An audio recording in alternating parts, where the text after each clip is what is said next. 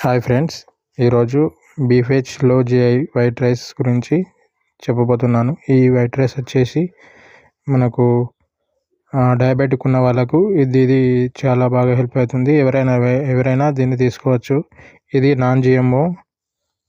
ఇది glycemic index లో ఉంటుంది ఇందులో. తర్వాత ఇప్పుడు జనరల్గా మనకు రెగ్యులర్గా గ్లైసెమిక్ ఇండెక్స్ అనేది రెగ్యులర్గా తీసుకునే ఫుడ్లలో ఏ విధంగా ఉంటుందో ఒకసారి చూద్దాం. రెగ్యులర్ వైట్ రైస్లో 73, మైదాలో 71, బ్రౌన్ రైస్లో 68, వీట్ రోటీలో 62, క్వినోవా 53, బీఫ్హెచ్ రైస్ 52. చూడండి, లో గ్లైసెమిక్ ఇండెక్స్ బీఫ్హెచ్ రైస్లో తక్కువగా ఉంది. తర్వాత ఈ రైస్ వచ్చేసి పెస్టిసైడ్స్ ఫ్రీ, అంటే ఎలాంటి పురుగు మందు కానీ వాడలేదు.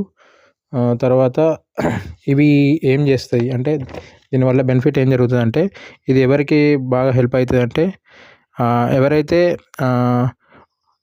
వాళ్ళ బ్లడ్ షుగర్ లెవెల్స్ను కంట్రోల్ చేసుకోవాలి, మేనేజ్ చేసుకోవాలనుకునే వాళ్ళు ఉన్నారో, ఆల్రెడీ డయాబెటిక్ వాళ్ళు కానీ ప్రీ డయాబెటిక్ వాళ్ళు కానీ దీన్ని వాడుకోవడం వల్ల వాళ్ళ బ్లడ్ షుగర్ లెవెల్స్ కంట్రోల్లో ఉంటాయి.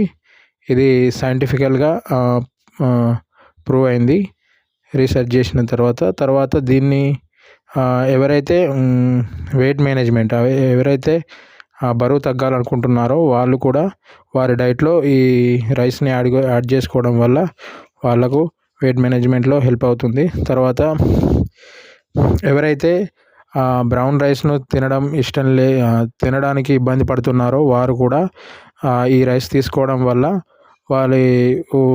వారికి ఇది హెల్ప్ అవుతుంది. తర్వాత ఎవరైనా ఈ రైస్ను చాలా ఇష్టంగా తింటారు. Company registered with FDA.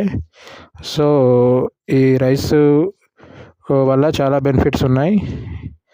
Okay, ఈ రైస్ కానీ ఎవరికైనా ఈ వెయిట్ మేనేజ్మెంట్ కానీ షుగర్ కానీ కంట్రోల్ చేసుకోవాలనుకుంటున్న వాళ్ళు, ప్రతి ఒక్కరు న్యాచురల్ రైస్ ఎలాంటి పెస్టిసైడ్ వాడకుండా తినాలనుకుంటున్న వారికి ఇది చాలా బాగా హెల్ప్ అవుతుంది. Thank you.